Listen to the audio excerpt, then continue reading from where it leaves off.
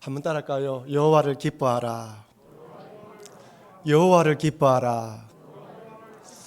제가 작년에 올 한 해 동안 우리가 또 어떤 목표를 향해 달려갈 것인가 고민하면서 하나님께 기도하면서 이 말씀을 받았습니다. 올해 사회적 경제적 지표를 볼 때 우리가 긍정적으로 바라보기보다는 부정적이고 희망의 꿈을 꾸기보다는 참 어떻게 하면 좋을까라는 마음이 들게 만드는 세상입니다. 하지만 그럼에도 우리는 하나님을 믿는 사람들입니다. 여호와로 기뻐하고 여호와로 즐거워할 때 모든 상황 속에서 우리가 믿음으로 이겨나갈 수 있습니다. 여러분, 아담과 하와가 죄를 범한 이후 이 세상에 믿음을 가지고 살아가기가 편한 시대가 아무 때도 없었습니다. 오직 여호와만 바라보고 여호와만 의지하고 달려가야 하는 것이죠. 우리는 또한 지난주에 말씀을 드리면서 우리 교회 비전에 대해 말씀드렸습니다. 한번 따라할까요? 하나님을 찬미하는 교회, 온 백성에게 칭송받는 교회, 주께서 구원받는 사람을 날마다 더하는 교회.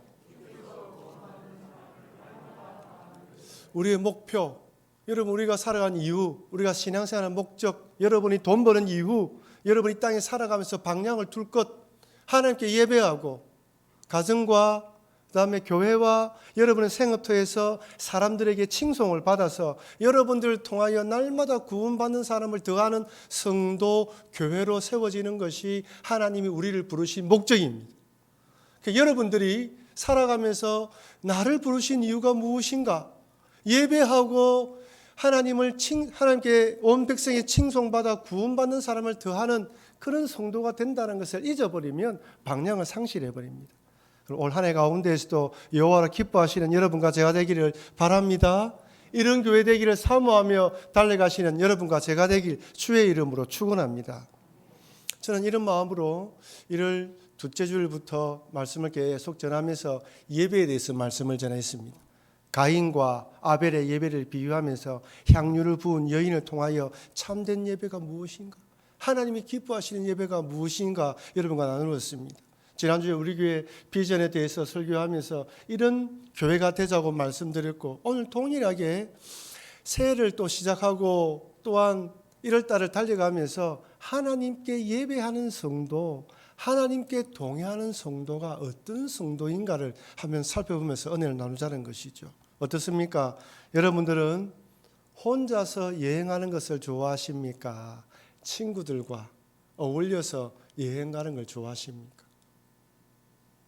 아마 그 여행의 성격과 목적에 따라서 혼자 자유롭게 여행하기를 좋아하시는 분도 있을 것이고 친구들과 어쩔 수 없이 여행을 가시는 분들도 계실 것입니다. 여러분 어떻습니까? 혼자 여행 가는 것과 친구들과 함께 가는 것의 장단점이 무엇입니까? 혼자 여행을 가게 되면 자기 마음껏 시간을 정할 수 있습니다. 가다가 좋은 곳에 있으면 그곳에 멈춰서 며칠 동안 몇 시간 동안 머물 수가 있고요. 여러 곳에 다니면서 좋은 음식을 먹을 수가 있습니다. 근데 단점은 무엇일까요? 특히 해외 갔을 때 어려운 일을 만났을 때 소매치기를 당한다든지 몸이 아플 때 혼자 있으면 서럽습니다. 도와줄 사람이 없기 때문에 기댈 데가 없기 때문에 불안하고 두려워요. 그래서 혼자 여행하는 것이 좋은 점도 있지만 단점도 있습니다. 함께 여행하면 좋은 점은 무엇입니까? 여럿이 가기 때문에 누가 인도하면 따라가면 됩니다. 그 사람이 인도하는 대로 가서 밥을 먹고 좋은 데 있으면 그것을 구경하면 됩니다. 단점은 무엇입니까? 일정을 맞춰야 한다는 거예요. 내가 좀 더 있고 싶어도 사람들이 가자 하면 가야 됩니다. 내가 몸이 아파도 사람들이 가자 하면 움직여야 돼요. 자기 때문에 피해를 끼칠 수가 없습니다. 그래서 홀로 하는 여행과 함께 하는 여행, 이 모든 일에도 장단점이 있습니다. 여러분 어떻습니까? 저는 좀 성격이 급한 사람입니까? 좀 덜 급한 사람 같습니까? 상당히 급한 사람입니다. 옛날에 부목사 때 늘 뛰어다녔죠. 머리 찰랑찰랑. 여러분 기억하시죠? 이제 다 죽었습니다. 이제 제가 2011년도에 두 번째 뉴질랜드 갔을 때 인천공항을 들러서 경유해서 오클랜드 도착했습니다. 제가 보니까요, 공항에서 뛰어다니는 사람 저밖에 없었습니다. 전부 다 걸어다녀요. 뉴질랜드 처음 딱 그때 도착했을 때 빠져나와서 사람들 보면요, 길거리에 뛰어다니는 사람은 아무도 없습니다. 우리 부산보다 서울 사람들이 더 빨리 다닌다고 하지 않습니까?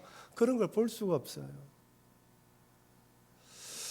저는 보통 사람들보다 제가 한 발짝 빨리 움직인다라고 생각을 합니다. 근데 제 아내는 보통 사람들보다 한 발짝 느려요. 그러니까 처음에 살아갈 때 맞추기가 너무 힘든 거예요. 조금 빨리 하면 되는데 제가 보기에는 꾸물락꾸물락거리는 같은 거예요. 얼마나 힘들었겠습니까? 근데 지금은 지내다 보면서 저도 한 발짝 늦어지고 제 아내도 조금 빨라졌습니다. 여러분 좀 이해해 주시고 조금 빨라져서 이제 걸을 때 조금 보폭을 맞춥니다. 그럼에도 제가 빨리 걸어가면 제 아내가 뒤에 따라오는 경우가 종종 있었습니다. 여러분 신앙생활은 어떻습니까? 혼자 하는 것입니까? 함께 하는 것입니까? 여러분 신앙은 혼자 하나님 옆에 대면하는 것이지만 함께 하나님 앞에서 예배를 드리고 신앙을 세워가는 것입니다. 혼자가 아닌 남들과 함께 동행하기 위해서는 뭐가 필요합니까? 한번 따라합시다. 배려가 필요합니다. 양보가 필요합니다. 배려와 양보는 필수 요소입니다. 혼자 살아가지 않는 한 가족끼리 살아가도 마찬가지고요. 친구들과 동행해도 마찬가지입니다. 배려하고 양보하지 않으면 언제든지 문제가 일어납니다. 우리 교회처럼 어쨌든 사람들이 많이 모이고 전통이 오래된 교회일수록 나이가 많은 신분이 많고 젊은 사람이 많습니다. 생각이 제각각입니다. 마음을 맞추기 위해서는 여러 시간이 필요합니다. 충분히 설명하고 이해를 구하고 이해를 드려도 때로는 이해하지 못하는 경우가 많습니다. 여러분 제가 분명히 광고를 하잖아요. 광고를 해도 마치고 나면 또 묻는 사람이 있고 다르게 말씀하신 사람이 있습니다. 사람마다 다 달라요. 저는 교회는 좀 천천히 가야 한다라고 생각합니다. 천천히 사람들의 마음을 맞추고 너무 급하게 달려가다 보면 처지는 사람 처지게 되고 또 힘든 사람 힘들기 때문에 어찌든지 천천히 같이 마음을 맞춰야 한다고 생각합니다. 여러분 기독교 신앙은 나 혼자 돌을 닦고 수양해서 깨달음에 도달한 종교가 아닙니다. 예수님을 구주로 믿고 성도들과 함께 하나님의 뜻에 맞춰서 함께 걸어가야 하는 곳이 교회 생활입니다. 나의 뜻이 아니라 하나님의 뜻을 맞추는 것이죠. 여러분 우리 여기 다 앉아 계시지만 각자 교회관이 다 달라요. 생각하는 바가 다 다릅니다. 예수님을 믿고 있지만은 하나님은 여러분들 기질과 취향과 여러분 생각에 맞추어서 그리고 그 기질을 존중하면서 인도하십니다. 우린 다 달라요. 하지만 하나님의 뜻에 맞춰서 달려가는 것이 우리의 길입니다. 하나님이 이끌어 주시는 대로 이끌림 받는 삶이 신앙생활입니다. 문제는 하나님 뜻과 내 뜻이 맞지 않을 때입니다. 하나님 멈춰서라고 하는데 나는 가고 싶습니다. 나는 가고 싶은데 하나님 정지하라고 이야기를 합니다. 나는 오른쪽으로 가고 싶은데 하나님 왼쪽에 가라고 이야기를 합니다. 하나님 이번만은 내 기도에 응답해 주십시오. 요것만은 내 뜻대로 해 주십시오라고 기도했음에도 불구하고 노라고 대답합니다. 살아가다 보면 그런 데가 너무 많아요. 여러분 한번 생각해 보십시오. 내 뜻대로 내가 원하는 대로 될 때가 많습니까? 하나님께서 기다리라 할 때가 많습니까? 아니라고 대답할 때가 많습니까? 하나님 때에 맞춰 갖는다는 것이 결코 쉬운 일이 아닙니다. 이런 일을 겪게 되면 우리 마음속에 뭐가 생깁니까? 하나님 뜻이 있겠지라기보다는 불평, 불만. 왜 하나님 내 뜻대로 해주지 않을까? 왜 하나님 이렇게 자꾸 멈춰서게 만드는 것일까? 왜 브레이크를 잡는 것일까? 나도 모르게 하나님에 대해 원망이 생길 수가 있습니다. 하지만 이때라도 여러분 잘 기억하십시오. 하나님의 뜻이 있을 것을 믿고 나의 보폭을 하나님 보폭에 맞춰서 함께 걸어가는 것이 하나님과 동행하는 삶이라는 걸 믿으시길 바랍니다. 오늘 본문의 에녹을 한번 보십시오. 에녹에 대해서 오늘 말씀은 이렇게 정리합니다. 창세기 5장 24절 우리 같이 읽겠습니다. 에녹이 하나님과 동행하더니 하나님이 그를 데려가심으로 세상에 있지 아니하였더라. 에녹이 하나님과 동행했는데 하나님이 그를 데려가셨습니다. 세상에 있지 아니하였어요. 여러분 창세기 5장에 나오는 족보를 쭉 읽어보면 이름과 몇 세의 아이를 낳았고 뭐 자녀를 낳았다는 일만 기록되어 있지 특별하게 에녹에 대해서는 하나님과 동행했다, 데려갔다라고 이야기되어 있습니다. 여기 동행이라는 히브리의 뜻은 걷다, 삶의 방식을 따르다는 말이에요. 그런데 에크라는 전치사와 함께 쓰이면 부부가 성관계를 맺는 것처럼 친밀한 관계를 유지한다는 뜻입니다. 근데 오늘 본문에 에크라는 전치사가 붙었어요. 그만큼 에녹이 하나님과 동행하면서 친밀한 교제를 나눴다는 뜻입니다. 하나님과 동행했다는 것이죠. 저는 오늘 본문의 말씀을 읽으면서 두 가지 의문점이 생겼어요. 과연 에녹이 살았던 시대는 하나님과 동행하기가 쉬웠을까요? 정말 에녹은 하나님과 동행하는 시대에, 동행하기가 쉬운 시대에 살았기 때문에 이렇게 하나님과 동행했냐는 것입니다. 아니, 아담과 하와가 범죄한 이후 이 땅에 하나님과 동행하기 쉬운 때가 있었습니까? 여러분, 예수님은 구주를 믿고 난 뒤에 하나님과 동행하며 신앙생활을 하기가 쉽습니까? 여러분, 아담과 하와가 죄를 범한 이후 이 땅에서 믿음으로 살아가기가 쉬운 때는 한 번도 없었습니다. 여러분, 에녹의 아들과 아들과 아들, 에녹의 4대손이 누구입니까? 노아입니다.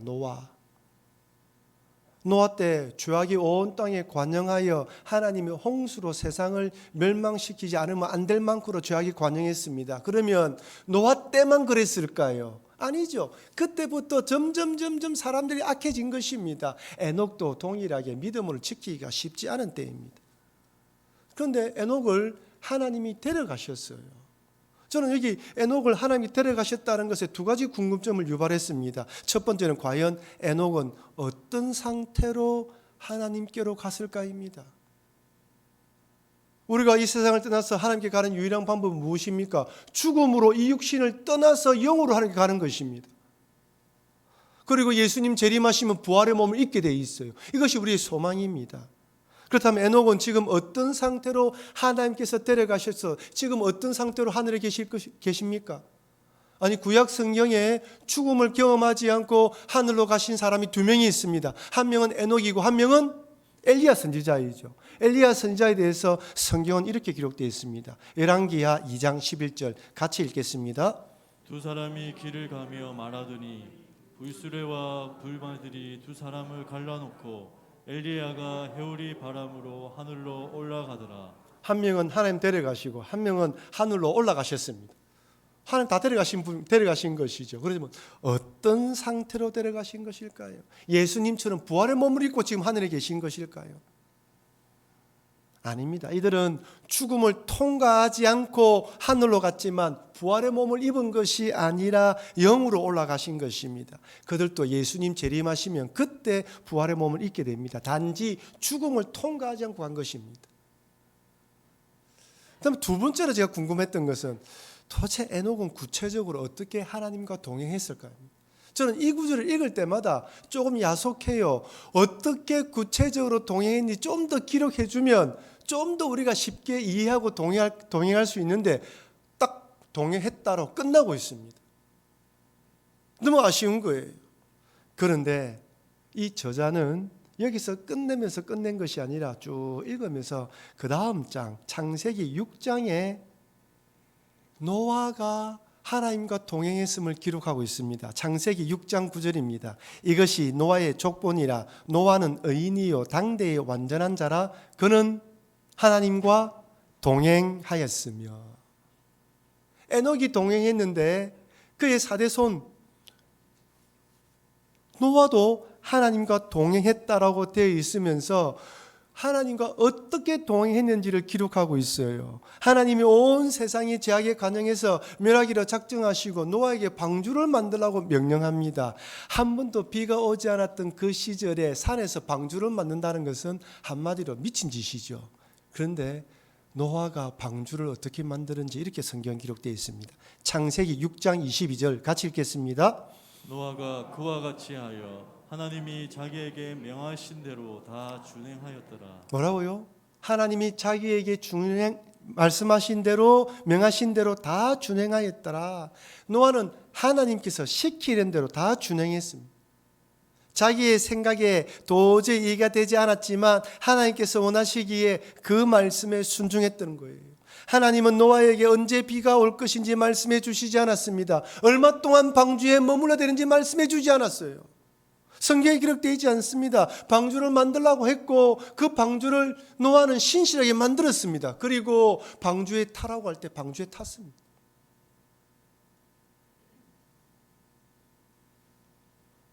이성적인 판단과 논리적이며 합리적인 사고로서는 도저히 이해되지 않는 것이죠. 그래서 믿음이란 때론 세상의 방식과 반하며 이성적인 판단과 합리적인 사고와도 전혀 맞지 않을 수도 있습니다. 하나님이 아브라함에게 아들 독자 이삭을 바치라는 것은 이성적으로 논리적으로 맞지 않는 일이에요. 아브라함은 하나님의 뜻이 있다고 받아들였습니다. 노아도 마찬가지죠. 하나님의 뜻과 계획은 언제든지 세상의 방식을 초월합니다. 노아는 하나님에 대한 믿음이 있었기에 묵묵하게 방주를 만들 수 있었습니다. 이처럼 우리들도 내 생각과 뜻에 상관없이 하나님 말씀에 전적으로 순종하는 것이 하나님과 동행하는 삶입니다. 그것을 에녹을 통하여 노아를 통하여 우리에게 가르쳐 주는 것이죠. 이 땅에 사는 동안 믿음과 현실 사이에서 신앙과 과학적 사고와 합리적 판단 사이, 말씀과 시대등신, 유행과 트렌드 사이에서 우리는 갈등할 수밖에 없습니다. 갈등하지 않는 사람은 아무도 없습니다.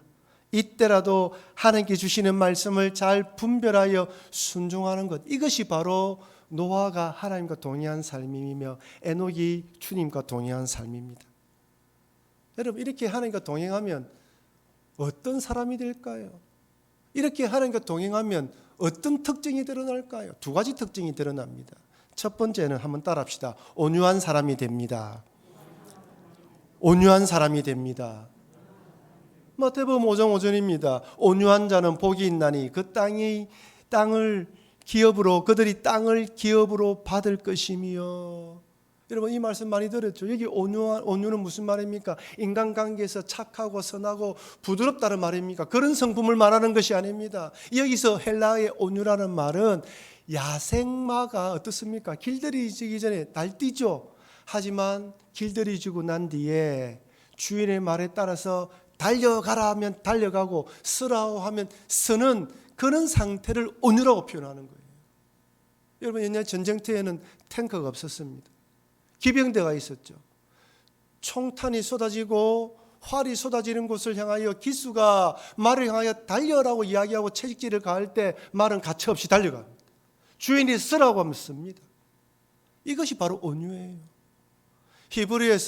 구약의 히브리에서 온유라는 뜻은 머리를 숙이다는 뜻입니다. 고개를 떨구다는 뜻이에요. 그러면서 신뢰하다, 하나님 앞에 겸손하다는 뜻이 나왔습니다. 온유한 자는 언제든지 하나님께 머리를 숙이는 자입니다. 온유한 자는 언제든지 하나님께 엎드리는 자입니다. 온유한 자는 어떤 일이 있어도 하나님을 바라보며 주님께 중보기도하는 자입니다. 여러분, 구약 성경 인물 중에서 하나님께 온유한 자라고 칭찬받은 사람이 누구입니까? 모세죠. 민수기 12장 3절에 이렇게 말씀되어 있습니다. 이 사람 모세는 온유함이 지면의 모든 사람보다 더하더라. 지금 수요일마다 민수기 강해를 하고 우리 기도하고 있습니다. 민수기에 보면 모세가 온유한 사람이지만 한승깔 하는 사람입니다. 무리바에서 물이 없다고 이스라엘 백성들이 불평불만하자 하나님께서 모세야 반석에 명하여 물을 내라고 했을 때 모세가 화가 나서 내가 물을 줄까 하면서 반석을 2번 두드렸습니다. 그러면 사람 말씀하시기를 모세 네가 믿음이 없구나. 하나님의 거룩함을 드러내지 못했구나. 너 가나안 땅에 들어가지 마. 한편은 모세는 성질이 화가 나면 참지 못하는 사람이었어요. 그런데 모세가 하나님이 모세를 겸손한 사람이라 말한 이유가 무엇입니까? 그 사건 빼고 모세는 늘 하나님께 엎드렸습니다. 여러분, 출애굽기 32장에 한번 보십시오. 이스라엘 백성들이 시내산에 모여 있고 모세가 시내산 꼭대기에 올라가서 하나님께 십계명을 받을 때 시내산 밑에 있던 이스라엘 백성들이 무엇을 했습니까? 금송아지를 만들었어요. 화가 난 하나님이 모세에게 말하기를 모세야 그들을 다 진멸하고 너의 자손을 통하여 새롭게 시작하겠다라고 이야기했을 때 모세가 엎드려 중보기도 합니다. 이스라엘 백성들이 물이 없다, 고기가 없다, 불평불만할 때 이스라엘 백성들 멱살을 잡고 싸우지 않았습니다. 누구에게 엎드렸습니까? 하나님께 엎드렸어요. 하나님께 엎드려서 기도하면서 이스라엘 백성을 중보했어요. 모세가 무리바의 사건 외에 모세는 늘 엎드리고 기도하며 중보 기도한 사람입니다. 그러니 하나님과 동행하는 사람은 엎드리고 겸손해져서 하나님의 말씀대로 순종하는 사람이 되는 것입니다. 네, 여러분 오늘 마태복음에 이 말씀에 땅을 선물로 준다라고 되어 있습니다. 저는 땅을 선물로 준다고 했을 때 한때는 그냥 영적인 복으로 받아들였어요. 땅이 무엇입니까? 다스림입니다. 하나님께서 하나님의 다스림을 받게 될 것이다, 이런 영적인 의미로 생각했습니다. 그런데 시간이 지나고 기도하고 이런저런 말씀을 보면서 깨달은 것이 이것이 실제적인 하나님의 선물일 수도 있구나. 온유함으로 살아온 자들에게 하나님께 주시는 땅에 해당하는 물질, 여러분의 자녀, 여러분의 공부, 학력, 경력, 여러분의 집, 여러분이 가져온 통장의 잔고들, 이 모든 것들이 하나님이 여러분에게 주시는 복인 것입니다. 여러분이 불법적으로 탈법적으로 취하지 않은 것이라면 하나님이 여러분에게 주신 땅인 것입니다. 시편 16편에 이렇게 기록되어 있습니다. 시편 16편 5절 6절 말씀 우리 같이 읽어보겠습니다. 여호와는 나의 산업과 나의 잔의 소득이시니 나의 분깃을 지키시나이다. 내게 줄로 재어준 구역은 아름다운 곳에 있으며 나의 기업이 실로 아름답도다. 아멘이죠. 여러분 앞날이 막막하고 정말 앞으로 어떻게 할지라고 생각될 때 이 구절의 말씀을 떠올리십시오. 자로 줄로 재어준 내게 준 구역이 있다. 내 모가지가 있다. 내 몫이 있다. 하나님 분깃을 마련해 놓았다. 나를 예수 믿고 구원받게 만들었으니 살아갈 길을 열어놓으셨다. 여러분 아멘입니다. 세상 사람들은 믿을 것이 없어요. 자기 실력만 믿어야 됩니다. 하지만 우리는 하나님이 우리에게 주어진 구역이 있다, 그런 걸 믿기 때문에 엎드려 기도할 수 있습니다. 여러분 그렇지만 우리 각자 받은 분량은 다릅니다. 어떤 사람은 5달란트 받은 것만큼 5달란트 분량을 받은 사람이 있고 2달란트만큼의 분량을 받은 사람이 있고 1달란트만큼 분량을 받은 사람이 있습니다. 여러분 받은 달란트가 중요한 것이 아니라 받은 복이 중요한 것이 아니라 뭐가 중요합니까? 어떻게 사용하느냐는 것이죠.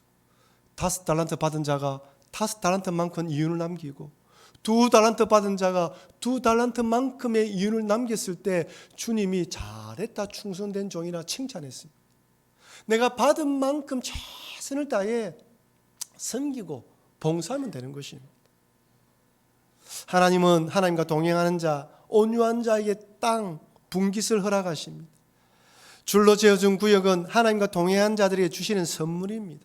성도는 이 땅에 사는 동안 하나님과 동행하면서 하나님 주시는 땅, 축복을 기업으로 받아 감사하며 살다가 이 땅을 떠나서 영으로 하나님과 영원히 동행하는 것이 성도의 삶입니다. 그러니 하나님 말씀 안에서 온유한 자로서 하나님과 동행하여 이런 복을 받아 누리시는 여러분과 제가 되길 주의 이름으로 축원합니다. 첫 번째는 온유한 자죠. 두 번째로 한번 따라합시다. 깨어있는 삶. 깨어있는 삶. 이런 마태복음 25장에 보면 열처녀 비유가 나옵니다. 마태복음 25장 1절입니다. 그때에 천국은 마치 등을 들고 신랑을 맞으러 나간 열처녀와 같다 하니라. 여러분 그 당시 유대인의 혼례식은 며칠 동안 한다고 합니다. 신랑이 인사를 하고 신부 집에 와서 신부를 데려갑니다. 언제 올지 모르는 그 신랑을 맞이하기 위해서 신부의 들러리들이 등과 기름을 준비하고 있습니다. 지금처럼 핸드폰이 있는 것도 아니고 연락할 수 있는 방법이 없어요. 언제 올지 모르기 때문에 기다려야 됩니다. 깨어 있어야 되는 것이죠. 그런데 슬기로운 처녀는 5은 등과 기름을 준비했고 미련한 처녀는 등만 준비했다고 되어 있습니다.